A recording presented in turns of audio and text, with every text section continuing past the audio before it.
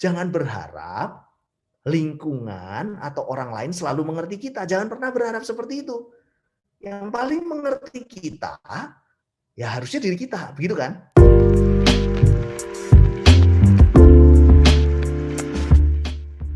Kalau saya tadi lihat Pak, bahwa dari ayam, kemudian manusia, kemudian dari sistem informasinya, ternyata juga masing-masing ada stresnya tersendiri gitu Pak. Dan terlihat kok, kalau tadi kita bahas kok konteksnya stres itu negatif sih Pak. Gitu. Apakah memang stres itu selalu berdampak negatif sih Pak? Apakah nggak ada sisi positifnya gitu Pak? Oke, ya, stres itu dibutuhkan. Jadi artinya stres itu tidak selalu memberikan dampak negatif. Tapi stres yang seperti apa dulu? Maksudnya begini, contoh, seorang mahasiswa kuliah. Bayangkan kalau materi perkuliahannya, ujiannya semuanya gampang, ya, semuanya mudah. Ya, maka orang tersebut tidak ada stresnya dan pada akhirnya tidak terpacu untuk lebih produktif. Ya, tapi bayangkan kalau mahasiswa ketemu sama dosen killer, ya, maka mahasiswa itu akan sangat siap sedia untuk mengikuti perkuliahan dari dosen itu. Artinya produktivitasnya bisa meningkat, tapi juga bisa hancur karena ketakutan, ya. Jadi kayak buah si malakama, begitu kan? Dosen killer bisa saja meningkatkan produktivitas mahasiswanya karena artinya mahasiswanya terpacu. Tapi untuk orang-orang tertentu, untuk mahasiswa tertentu justru menjadi bumerang karena ketakutan, jadi dia freezing. Apapun yang disampaikan oleh dosen tersebut tidak bisa masuk ke dalam pikirannya karena ketakutan, artinya di-blocking oleh emosi. Begitu juga dengan orang kerja. Kalau pekerjaan itu terlalu mudah untuk seseorang, maka motivasinya pasti akan turun. Maka orang tersebut akan bekerjanya ya begitu-begitu saja. Tapi kalau pekerjaan itu menantang, nah menantang ini artinya ada stres. Kalau pekerjaan ini menantang, orang tersebut akan lebih produktif. Tapi kalau tantangannya berlebihan, ya pasti kontraproduktif. Orang tersebut menjadi kelelahan, atau mungkin orang tersebut jadi marah yang tidak perlu, atau orang tersebut menjadi merasa rendah diri. Nah, pada akhirnya produktivitasnya menurun. Jadi memang stres itu dibutuhkan, tetapi pada skala yang tepat. Nah, artinya apa? Artinya supaya kita tidak terjebak dalam kondisi lingkungan yang membuat kita selalu stresnya tinggi, artinya kita yang harus memperkuat mental kita. Kerjanya di perusahaan multinasional company. Jelas-jelas kalau multinasional company, ya pakai bahasa Inggris rata-rata. Artinya untuk masuk ke situ supaya tingkat stresnya tidak terlalu tinggi, ya bahasa Inggrisnya jangan sampai pas-pasan atau di bawah pas-pasan begitu. Supaya tidak perlu menghadapi stres yang tidak penting. Ya, memang sih kalau bahasa Inggrisnya di bawah ya sudah nggak mungkin bisa masuk kan ke multinational company kan begitu. Tapi artinya apa? Ada sesuatu yang harus dipersiapkan bahwa kalau di multinational company tekanannya tinggi. Nah, kalau mentalnya sudah terlatih, misalnya di organisasi saat kuliah, terus kemudian sudah sering menghadapi orang-orang di organisasi tersebut, orang-orang yang suka menekan, orang-orang yang menyebalkan, artinya mentalnya terlatih.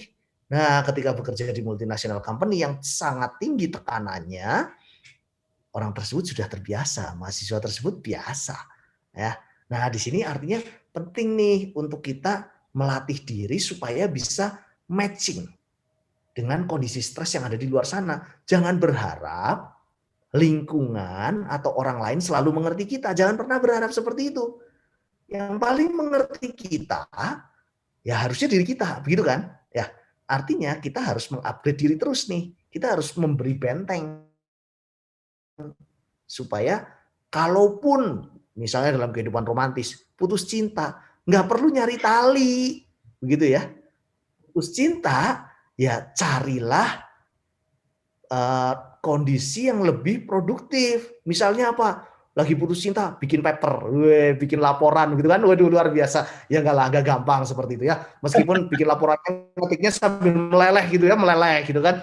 Ya oke lah. No problem. Tapi maksudnya apa? Maksudnya begini, jangan cuma sekedar berpikir pendek, tapi untuk bisa tidak berpikir pendek, Anda harus mempersiapkan diri. Anda harus membuat benteng supaya kalau ada kejadian yang extraordinary, Anda paling tidak punya bentengnya. Ya, tidak stres berlebihan. Jadi itulah yang disebut dengan stresnya match, karena secara mental kita juga sudah mengembangkan diri. Seperti itu, Hen, kira-kira. Iya, sangat menarik tuh Pak. Yang pertama tadi saya perhatikan bagaimana itu dosen killer seperti menghayati Pak, begitu ya Pak ya? Oh, menghayati ya, oke. Umum ya, semua mahasiswa pasti pernah menemui dosen killer. Dan di semua universitas pasti ada dosen killer. Nggak mungkin nggak ada. Itulah manusiawi ya. Kalau misalnya semuanya dosennya itu adalah dosen yang baik-baik, itu mungkin malah jadi nggak ada stres. Nanti produktivitasnya malah menurun. Begitu ya Pak Yakob ya? Iya, betul. Iya. Jadi Pak Yakub kan dosen ini, Pak Yakub kan dosen teladan Pak, jangan disamakan Pak. Oh iya iya iya. Kalau Pak Yakob bukan dosen killer sih. Ya, saya yakin Pak Yakob bukan dosen killer ya. Tapi sepertinya kalau sudah kepepet ya pasti bisa killer juga begitu kan ya Pak Yakob ya? Bisa juga. Bisa pasti.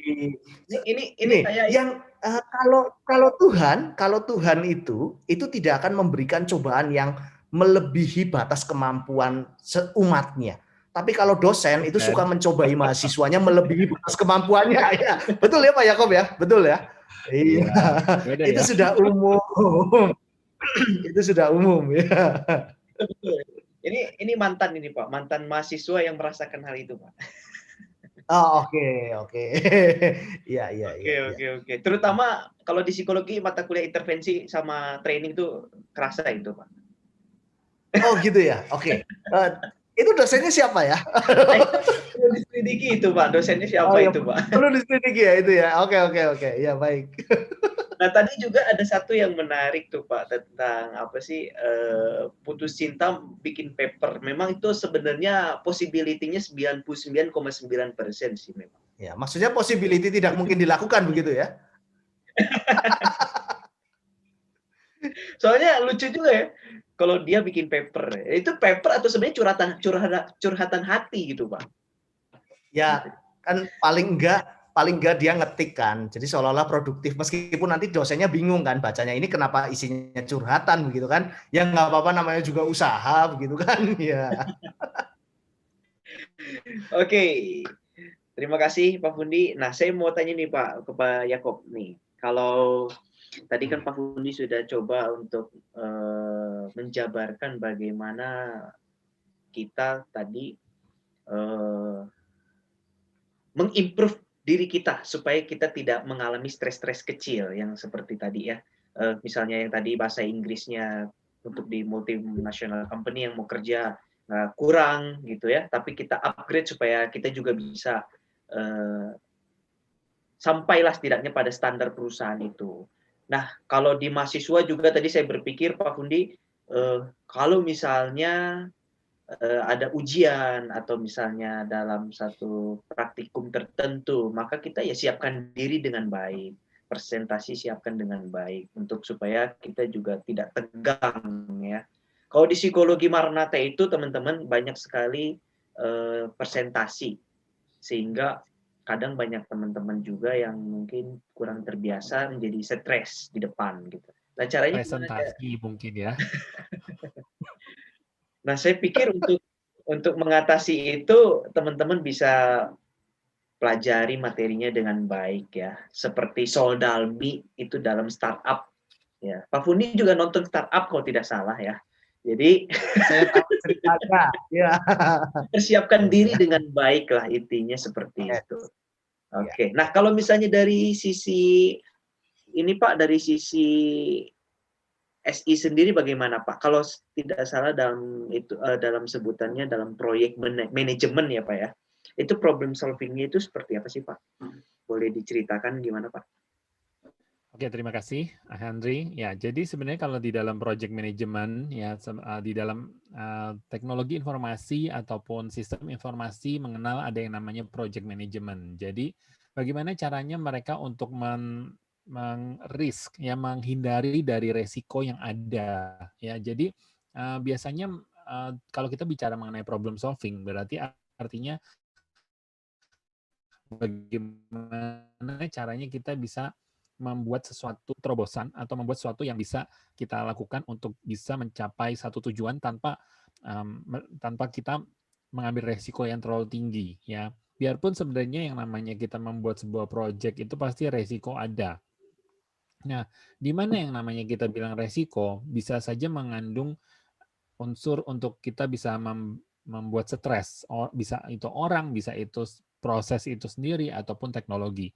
Nah, jadinya cara untuk supaya problem solving, bagaimana mengatasi masalah gitu ya, kita harus bisa melihat resiko yang akan ada di depan nanti. Ya, seperti tadi contohnya Pak Fundi juga sudah mengatakan kalau memang stres gitu ya, tidak perlu harus sampai tali yang diambil gitu ya, tetapi kita bisa menggunakan dengan cara lain. Itu artinya adanya mitigasi, ya, mitigasi resiko. Betul ya Pak Fundi ya. Jadi kita akan perlu mencoba mengalihkan, ya. Nah, pengalihan ini adalah sesuatu yang sebenarnya sangat diperlukan bagi manusia. Nah, sama halnya dengan sesuatu yang namanya project management, di mana kalau setiap project yang ada di dalam sistem informasi, maka itu akan ada yang namanya kita sebut sebagai waktu, batasannya ada waktu, kemudian ada scope, ruang lingkupnya, dan juga satu lagi ada budget biayanya. Nah, kita tidak boleh keluar dari tiga hal ini ya supaya kita bisa menentukan kualitas yang baik bagi project itu sendiri. Nah, seperti contohnya kalau kita ingin waktunya singkat tapi kita harus memerlukan biaya yang besar untuk scope yang telah ditentukan oleh pembuat project tersebut gitu ya. Nah, kita harus bisa memikirkan resiko-resiko yang terjadi seperti apa yang ada di sampingnya, gitu, yang ada di sekitarnya. Jangan sampai kita tidak memikirkan resiko yang ada dan kemudian kita jatuh ke dalam resiko tersebut, gitu ya. Oleh karena itu yang menjadi hal penting seperti contohnya di dalam satu project SI atau IT pun juga kita akan melihat punya Gantt chart gitu ya, seperti tabel waktu, kemudian tabel biayanya, dan juga semua segala sesuatu diperhitungkan agar tidak menimbulkan resiko-resiko yang terjadi. Karena resiko itu bisa menghasilkan stres yang ada.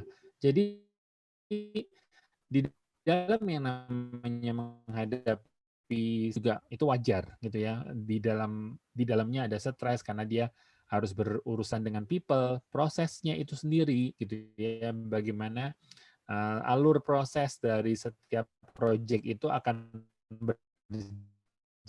berjalan step by step gitu ya, terkait agile atau menggunakan pakai waterfall gitu ya. Tetapi selain terlepas dari itu adalah bagaimana kita harus bisa membuat manusia itu tetap bisa sesuai dengan inline-nya, dengan waktunya ya. Oleh karena itu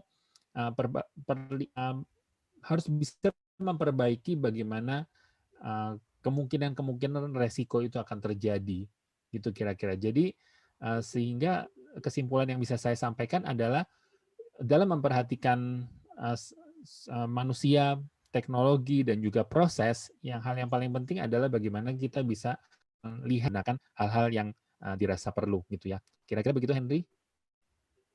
Nah, nyambung sedikit yang tadi Iya, silakan disampaikan. Pak Fundi. Ya, Pak Yakob tadi mengatakan tentang tabel waktu. Nah, sebetulnya kita dalam sehari-hari itu sangat sering dihadapkan pada stres yang berkaitan dengan waktu. Nah, nanti ada orang yang mengatakan bahwa, ayo manajemen waktu. Sebetulnya manajemen waktu itu sesuatu yang impossible, karena waktu itu semua orang 24 jam dapatnya. Jadi sebetulnya bukan masalah manajemen waktunya, tapi nantinya pasti akan berkaitan dengan prioritas. Nah, kadang orang itu menjadi stres hanya gara-gara tidak bisa menetapkan prioritas. Nah, itu salah satu contoh nih yang berkaitan dengan waktu. Contoh, besok mau ujian. diajakin nonton, ya itu kan contoh paling umum ya, diajakin nonton. Mana nih prioritasnya? Kalau prioritasnya untuk ujian, simpel, nontonnya ditunda. Tapi pada kenyataannya nonton ini godaan yang sangat menarik, misalnya seperti itu. Maka lupa belajarnya, tidurnya kemalaman, besoknya bangunnya mepet. Nah, terjadilah stres yang nggak perlu. Stres yang tidak perlu sebetulnya itu. Kalau prioritasnya tepat. Seperti itu. Nah, ini contoh yang bahwa sebetulnya manusia itu tidak perlu menghadapi stres yang terlalu berlebihan kalau memang kita coba mengatur sesuatu. Salah satu contohnya adalah misalnya mengatur prioritas hidup kita. Begitu Hen, kira-kira. Betul. Saya juga setuju Pak Fondi. Jadi tadi suatu saat Pak Fondi juga bilang mengenai prioritas itu adalah melihat resiko apa yang terjadi kalau kita memilih. Misalkan kalau kita mau memilih nonton, maka resiko yang akan terjadi adalah ya bisa ujiannya dapat 50 gitu misalkan ya. Nah, itu adalah resiko gitu ya. Nah, kalau misalkan kita menghindar dari nonton, berarti resikonya adalah kita tidak bisa bersama-sama dengan teman menonton gitu ya. Tetapi yang akan kita dapatkan adalah ujian bisa menjadi lebih baik gitu ya. Nah, itu benar, saya setuju dengan Pak Fundi memang bahwa resiko sejalan dengan prioritas. Jadi kalau kita melihat prioritas tertentu yang akan mau kita ambil, maka pasti ada kita ambil resiko yang lain gitu ya. Jadi itu yang harus sama-sama kita pikirkan. Bagaimana caranya? Nah, itu bagaimana caranya supaya kita menghindar dari stres dan juga menghindar dari resiko, yaitu kita harus ada prioritas. Setuju. Oke, setuju banget nih Pak. Jujur saya sangat setuju soal itu karena itu tadi dialami oleh saya sendiri ya waktu kuliah begitu. Nah, itu berarti sekarang kita ngomongin langsung kepada tips trik ya. Tadi udah dibagikan nih sedikit nih. Nah, kira-kira nih Pak, tambahan lagi nih Pak. Minta tolong dong bagikan lagi, tambahan lagi tips triknya nih Pak. Kira-kira apa yang harus kita lakukan untuk menghadapi stres, agar stres itu juga tidak menjadi terlalu menekan kita. Kira-kira mindset seperti apa sih yang kita butuhkan selain tadi secara teknikal seperti mengatur prioritas, mengatur risiko, seperti itu Pak. Pak Fundi pertama boleh tolong dijelaskan bagaimana Pak? Ya, tips dan trik. Nah, sekarang yang lagi sering saya hadapi berkaitan dengan klien-klien yang sering bercerita ke saya, sebagian besar di antara mereka adalah kurang mampunya untuk fokus terhadap sesuatu. Nah, ternyata orang yang tidak bisa fokus terhadap sesuatu itu punya potensi menjadi stres lebih tinggi dibandingkan orang yang bisa fokus. Loh, berarti terbalik dong. Fokus dulu atau stres dulu nih? Apakah karena stres orang tidak bisa fokus atau karena fokus tidak bisa, maka karena fokus orang itu jadi stres atau bagaimana nih? Nah, sebetulnya begini, ini prinsipnya bolak-balik. Seseorang yang stres itu tidak bisa fokus, betul. Tapi orang yang bisa fokus itu biasanya terselamatkan dari stres yang tinggi. Kenapa? Karena berdasarkan penelitian, fokus itu membuat pikiran menjadi calm, menjadi tenang. Nah, artinya apa? Artinya dalam keseharian kita harus melatih fokus kita. Sederhana banget latihannya. Mulai dari misalnya baca buku 15 menit dalam sehari. Latihan 15 menit. Baca buku pengembangan diri. Itu bisa untuk melatih fokus. Mungkin latihan untuk orang-orang yang suka meditasi atau suka relaksasi. Latihan untuk relaksasi atau meditasi, karena itu latihan fokus. Nah, fokus ini nantinya akan berkaitan dengan bagaimana kita menjalani hidup ini dalam keseharian. Orang yang gagal untuk menciptakan fokus, biasanya gagal untuk bisa menikmati kehidupan pada saat yang dia jalani. Kenapa? Karena dia terjebak fokusnya pada masa lalu atau masa depan. Kalau masa lalu disebutnya penyesalan, kalau masa depan disebutnya kekhawatiran. Begitu ya. Nah, artinya apa?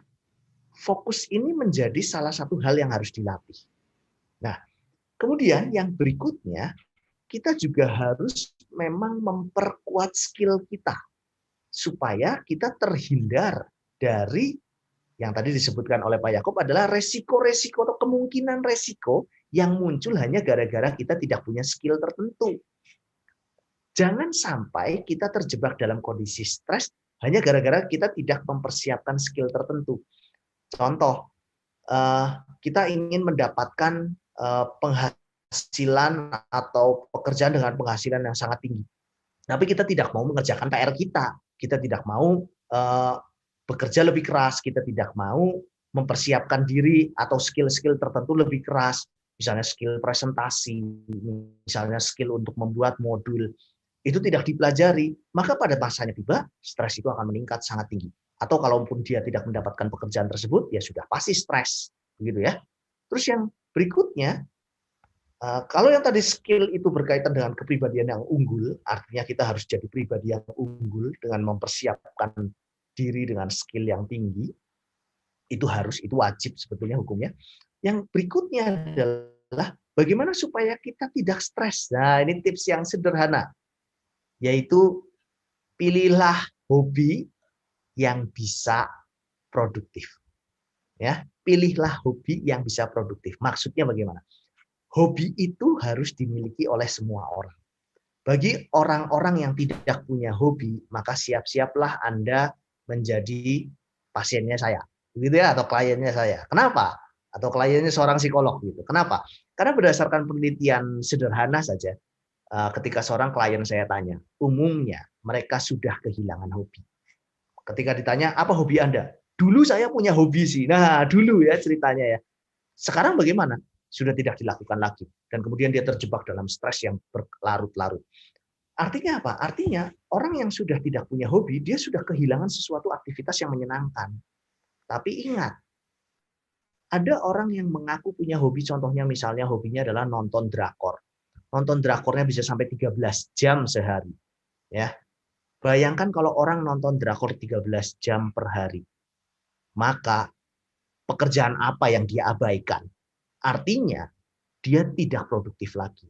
Hobi itu yang benar itu adalah mensupport produktivitas kita. Bukan justru menghilangkan sebagian produktivitas kita. Itu artinya hobi itu adalah hobi yang berbahaya. Nah, jadi pilihlah hobi yang bisa mendukung produktivitas kita. Yang bisa mendukung kita berlatih fokus. Bayangkan hobinya misalnya adalah bikin apa itu sangat bagus. Atau misalnya hobinya adalah merangkai puzzle, itu pun latihan fokus. Atau hobinya baca buku, itu latihan fokus. Dan itu mendukung produktivitas. Ya. Terus bagaimana dong? Boleh dong punya hobi yang menyenangkan saja yang tidak perlu mendukung produktivitas? Boleh-boleh saja, misalnya punya hobi nonton. Ya, atur waktulah. Ya. Supaya jangan sampai setelah nonton muncul stres yang berikutnya, itu namanya itu Anda menyemplungkan diri ke dalam kolam begitu ya, dan kolamnya dalamnya sampai dengan 100 meter begitu kan, dan Anda nggak bisa berenang gitu kan. Ya, jadi intinya akan lebih bisa merilis stres kita. Nah, tadi yang pertama berkaitan dengan latihan fokus, kemudian upgrade diri, begitu ya. Kita terus mempersiapkan skill, kita punya hobi, ya. Nah, yang berikutnya kita juga perlu yang namanya berelasi yang tepat dengan orang lain. Ini juga bisa untuk merilis stres, ya. Artinya apa? Artinya kalau kita punya social support yang tepat, stres itu juga bisa berkurang banyak. Artinya buat rekan-rekan semua yang merasa bahwa toh saya punya jaringan internet yang hebat, toh saya bisa melakukan apa-apa sendiri karena saya punya internet yang hebat, atau saya bisa online dengan mudah dan lain sebagainya, mencari informasi di internet dan lain sebagainya. Betul. Tapi human touch, yaitu relasi yang real dengan manusia, itu bisa mereduksi stres. Tapi kita juga harus sadar, di luar sana ada juga orang-orang yang menyebalkan. atau yang disebut dengan toxic people. Carilah orang-orang yang bisa mensupport Anda. Seperti itu Hen, kira-kira tips dari saya. Oke, terima kasih Pak Fundi. Kalau tadi saya dengar hobi ya, berarti ya saya bisa mungkin tambahkan untuk anak-anak muda itu salah satunya olahraga tuh Pak. Ya, Itu ya. juga bisa merilis stres, penelitian mengatakan Yes, seperti tepat. itu. Dan juga tidur yang cukup. Yes. Tidur yang cukup juga membantu merilis stres. Itu penelitian yang Ya. pernah saya baca. Begitu. Tepat sekali. Tepat sekali. Oke. Sekarang kalau tambahan dari Pak Yakob mungkin ada Pak tips triknya boleh dibagikan dong. Oke, baik. Terima kasih kalau dari Pak Fundi tadi sudah memberikan tentang mengenai fokus ya. Tapi kalau dari saya ada satu tambahan yang sangat menarik yaitu resource ya. Jadi kita harus tahu sumber daya apa yang kita miliki. Jangan kita melampaui dari sumber daya yang kita miliki sendiri gitu ya. Misalnya kalau kita memang masih memiliki kemampuan berbicara kita kurang ya jangan kita sok iya banget langsung berbicara di depan umum dan akhirnya jadi grogi sendiri dan akhirnya jadi stres sendiri gitu ya. Nah, selain itu juga itu berbicara kalau mengenai people ya, kita harus sadar diri sendiri. Resource-nya kita sudah sampai seberapa jauh.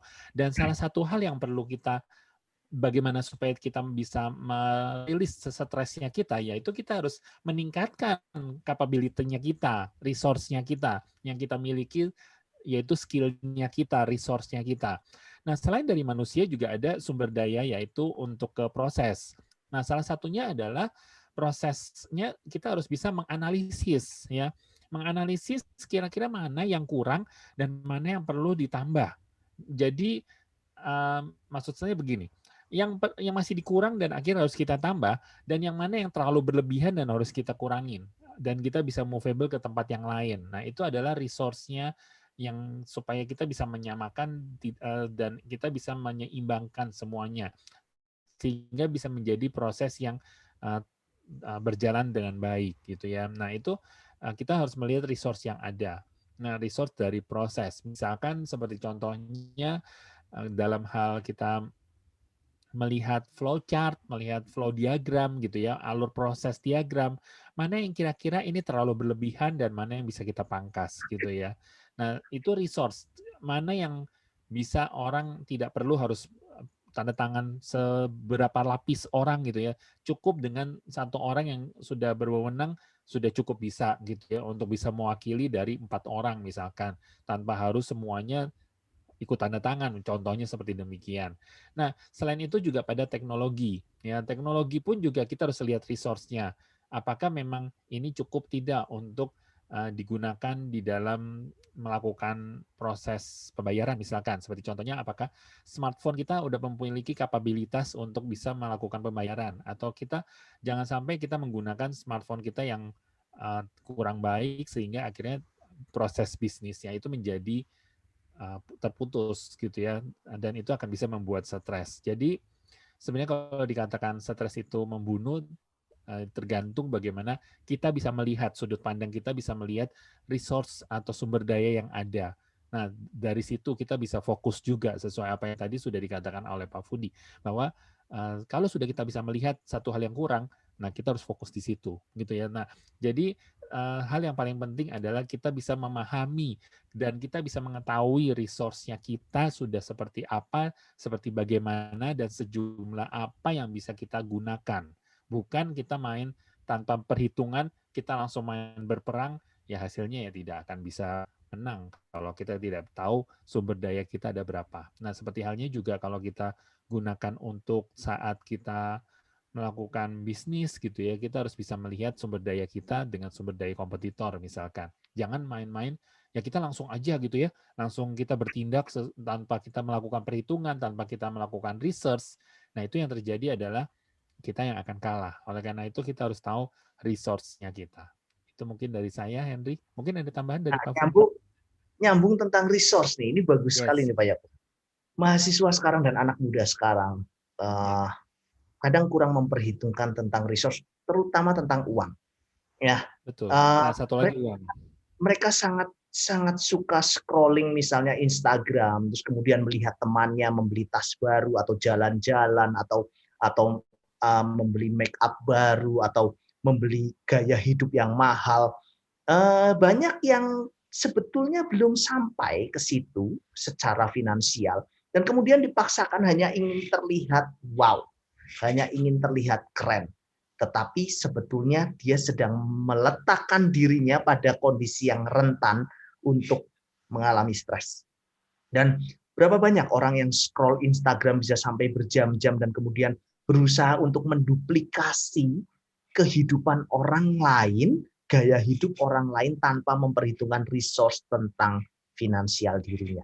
Dan sebetulnya sekarang banyak anak muda yang masih muda tapi punya hutang yang tidak produktif, dan pada akhirnya itu menjadi masalah besar setelah orang tersebut masuk di fase kehidupan selanjutnya. Nah, jadi sepertinya kita juga perlu bijak dalam hal seperti itu, dalam hal finansial. Itu adalah resources. Begitu ya Pak Yakub ya? Setuju. Memang betul. Salah satu hal yang paling mengkhawatirkan adalah resource yang kita miliki adalah uang itu sendiri, termasuk dengan waktu. Ya, jadi makanya waktu kita berharga nih, banyak. Biarpun semua Tuhan kasih 24 jam, tapi bagaimana kita menghargai setiap detik, setiap menit yang akan kita gunakan dengan sebaik mungkin. Itu adalah resource-nya kita. Ya.